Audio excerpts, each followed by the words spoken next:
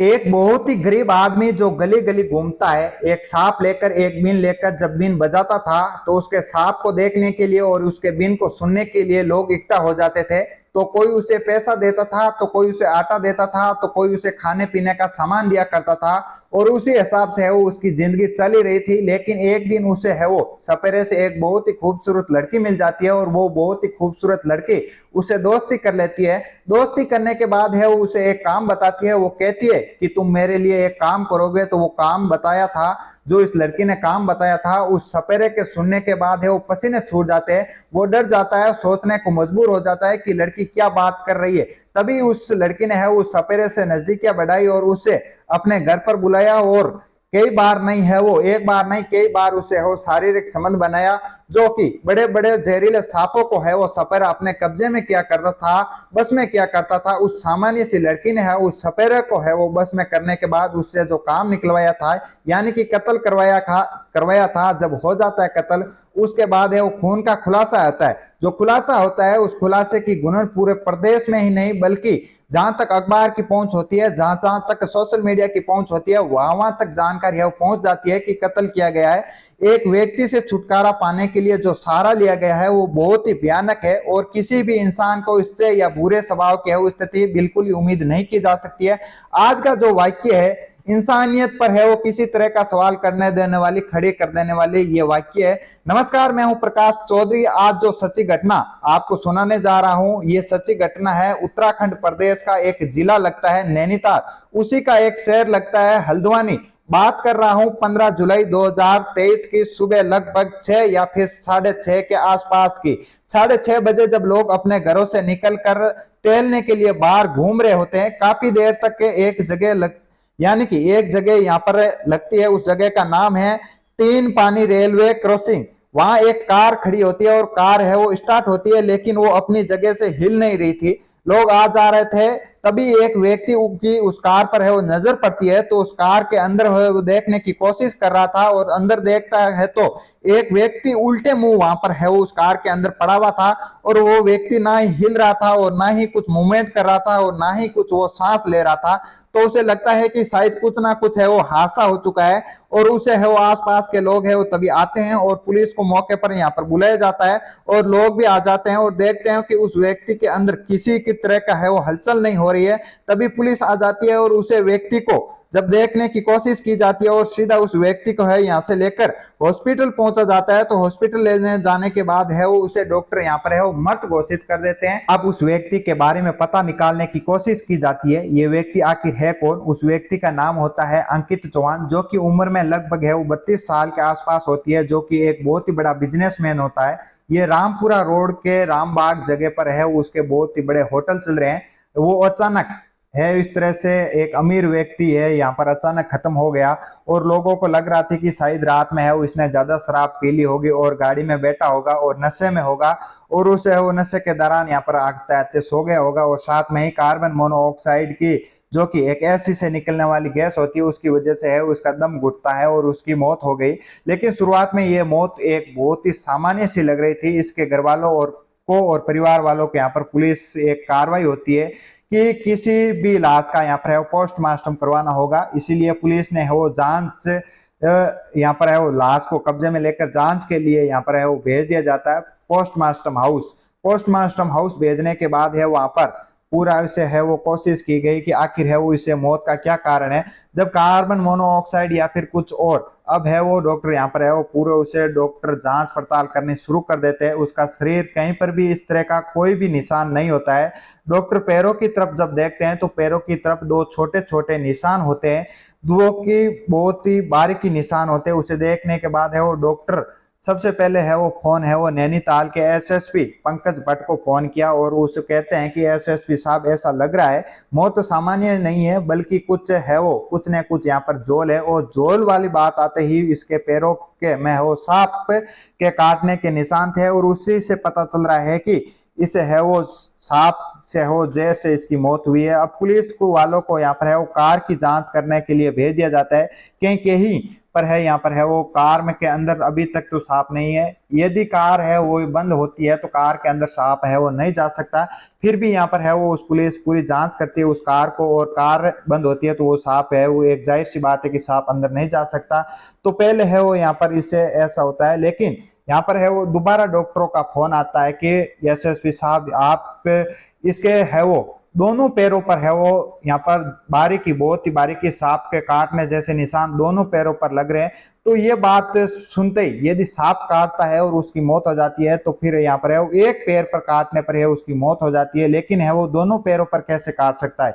ये बात है वो पुलिस को थोड़ी सी अटपटी लग रही थी, और सांप ने है वो दो जगह काटा है, आखिरकार ये वजह क्या है। तब एसएसपी ने है वो जांच का आदेश दिया कि एक टीम बनाई, और चाहे वो आप हो मान लो कि सर्विलेंस की टीम हो या फिर कोई अन्य जांच करने वाली टीम हो, तो यहाँ पर टीम बनाई जाती है और टीम अलग अलग जगहों तक वहां तक पहुंच जाती है जहां तक है वो वहां कार खड़ी थी।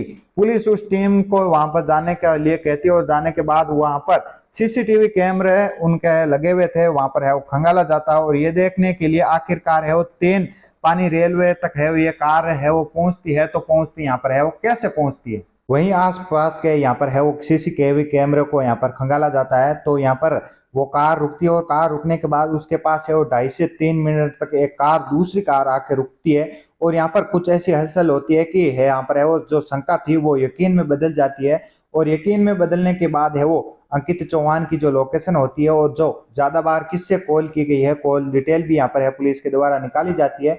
तो सबसे ज्यादा जिस लड़की से बात की जाती है उसका नाम होता है माई उर्फ डोली आर्या, जिससे यहाँ पर है वो अंकित चौहान है वो सबसे ज्यादा संपर्क कर रहा था, और बार बार इसी से ही ज्यादा समय तक है वो बात कर रहा था।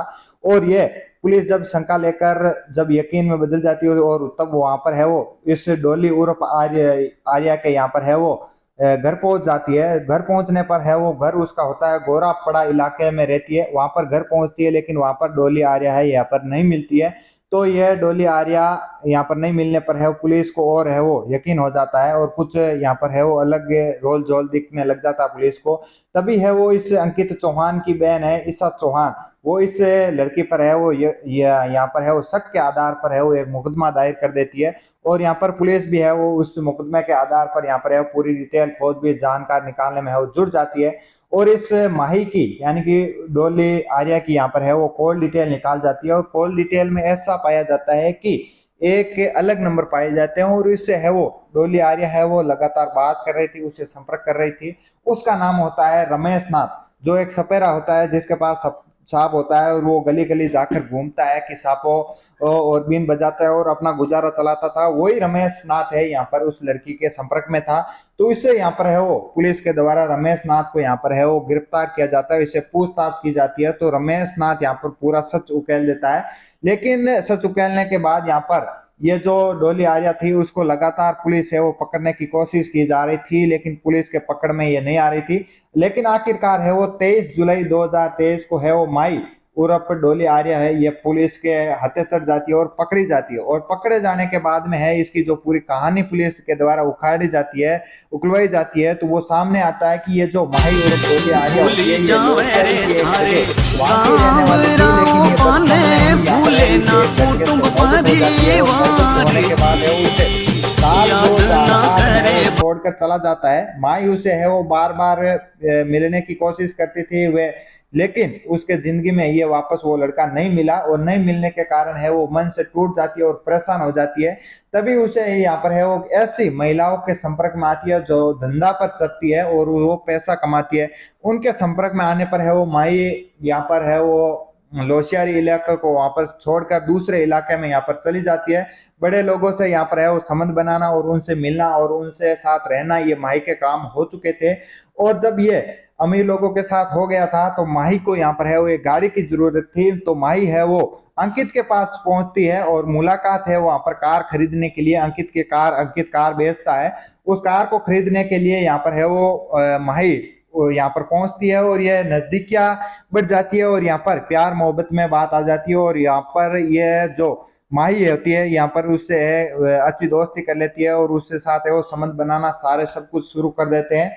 लेकिन एक बात थी कि उससे जो अंकित चौहान था उसको सारी बात थी कि इसके है वो 8 साल की जो कहानी थी 2008 में, इससे है वो बचपन की कहानी भी थी, उसे अंकित को पता थी। लेकिन जो एक और इसके प्यार और यहाँ पर जो ये मोहब्बत करता था उसका भी यहाँ पर है वो इस अंकित को पता था, जिसका नाम था दीपकांत पाल सिंह, जो कि वो भी इससे मोहब्बत करता था। इनका दोनों का पता था। लेकिन और बड़े लोगों से यहाँ पर है वो जो इस लड़की के माई के संबंध थे, जिसे है वो अंकित को पसंद नहीं था और जिंदगी में है वो इसे बंदी बनाना चाहता था। लेकिन यहाँ पर है इस लड़की को जो कि माई होती है उसको यहाँ पर बंदिशों में रहना किसी के पसंद नहीं होता है। और यहाँ पर ये जो घटनाक्रम होती है पूरी, जो यहाँ पर उसे पकड़ने के बाद जो माई होती है उसका ये प्लान था कि इस सपेरे से दोस्ती करना और दोस्ती करने के बाद ऐसा करना कि इस पुलिस के भी पकड़ में ना आए। और ये जो घटनाक्रम की शुरुआत होती है यहाँ पर ये प्रेमी होता है, उसे यहाँ पर उसके साथ माई के साथ एक प्रेमी होता है जो कि दीपकांत पाल सिंह है, और उसके साथ में है जो माई के घर में होते हैं नौकर और नौकरानी जो पति पत्नी होती है, वो भी इस घटनाक्रम में है वो शामिल हो जाते हैं। इस घटनाक्रम में शामिल होने के बाद इनका पूरा प्लान होता है कि 8 जुलाई को यहाँ पर है वो इससे अंकित चौहान का जन्मदिन होता है और जन्मदिन के दिन ही इसकी कहानी है वो खत्म करना होता है। लेकिन ये कहीं ना कहीं है फेल हो जाते हैं। यहाँ पर है उसे पार्टी सार्टी करते हैं सारे, यहाँ पर सपेरा सब लोग यहाँ पर होते हैं और अंकित चौहान को इतना है वो शराब पिलाया जाता है कि वो बेहोश हो जाता है। और बेहोश होने के बाद में है उसे सपेरे के पास है वो सांप से है उसे कटवाने की कोशिश की जाती है, लेकिन सांप है उसे काटता नहीं है और नहीं काटने की वजह से वहां पर है उनका पूरा प्लान है वो खत्म हो जाता है। खत्म होने के बाद ये सभी है वो अपने अपने घर चले जाते हैं और वहां पर कुछ भी नहीं होता, ये प्लान इनका खत्म हो जाता है। लेकिन वे कुछ ही दिनों बाद यहाँ पर है वो 14 जुलाई को फिर है वो अपना प्लान करते हैं। यहाँ पर अभी ये दो ही बंदे होते हैं, अंकित और ये जो माई होती है वो दो ही होते हैं। पार्टी करते हैं, फुल एंजॉय करते हैं, यहाँ पर गाने वाने बजाते हैं और रात को यहाँ पर रात का समय होता है, इससे यहाँ पर है वो एक नशे की गोली है वो माही पानी के साथ मिलाकर देती है और अंकित चौहान यहाँ पर है वो इसको यहाँ पर बेहोश हो जाता है। और बेहोश होने के बाद है वो माई है वो अपने यानी कि प्रेमी को बुलाती है दीपकांत पाल को, और जो सपेरा होता है उसे भी यहाँ पर है वो बुलाया जाता है। और बुलाने के बाद में यहाँ पर ये सारे लोग है उससे सपेरे के पास जो सांप होता है उसे यहाँ पर है वो कटवाया जाता है। और कटवाने के बाद है जब एक पैर के कटवाया जाता है तो उसे यहाँ पर है वो माही और उस सपेरे लोगों को और दीपकांत पाल को ऐसा लगता है कि ये अभी मरा नहीं है, ये जिंदा हो सकता है। लेकिन फिर यहाँ पर है उसे दूसरे पैर पर उस सांप को है वो दोबारा कटवाया जाता है। दोबारा कटवाने पर ये पुलिस के पकड़ में आ जाते हैं और ये जो थे यहाँ पर है वो इनका ये इस लाश को अब है वो ठिकाने लगाना, और ठिकाने लगाने के लिए वहां पर है उस लाश को यहाँ से वो गाड़ी में डालते हैं और गाड़ी में डालने के बाद है वो भुजिया घाट की नाम की एक जगह होती है वहां पर जाते हैं। और वहां पर जाने के बाद है वो यहाँ से वापस और वो रिटर्न आ जाते हैं। और रिटर्न आने के बाद यहाँ पर तीन पानी रेलवे स्टेशन जो कि रेलवे क्रॉसिंग होता है उसके पास यहाँ पर है वो एक कार को लावारिस स्थिति में छोड़कर यहाँ से चले जाते हैं। लेकिन ये ऐसा शातिर काम किया गया था कि पुलिस के भी है वो पकड़ में न आए। लेकिन यहाँ पर एसएसपी पंकज भट्ट एक ऐसे इंसान है जो कि हर किसी को न्याय दिलाने के लिए हर तरीके से है वो इंजाम तक जाने के लिए तैयार रहते हैं। उनके द्वारा ये पूरी कोशिश की गई और ये यहाँ पर है वो सारा इंजाम था वहां पर उस महिला को यहाँ पर है वो माही को है वो जो कि ऐशो आराम जिंदगी और पैसे कमाना और किसी की बंदिश में नहीं आना। लेकिन ये सारे शौक है वो अब इनके है वो जेल में कटने वाले हैं। जो कितनी रातें होंगी वो सारी जेल में कटने वाली है, जो सारा कुछ होगा वो जेल में होगा, आप सबको भी पता है इस बात का। तो दोस्तों ये एक कहानी सुनाना हमारा है वो इस पूरा घटनाक्रम को है वो सुनाने का जो उद्देश्य है, किसी को परेशान करना नहीं है, किसी का दिल दुखाना नहीं है, बल्कि आपको जागरूक करना, आपको सचेत करना। और आप जहां भी रहे अपना सुरक्षित रखें और अपना ख्याल रखें। इसी के साथ वंदे मातरम, जय हिंद, जय भारत।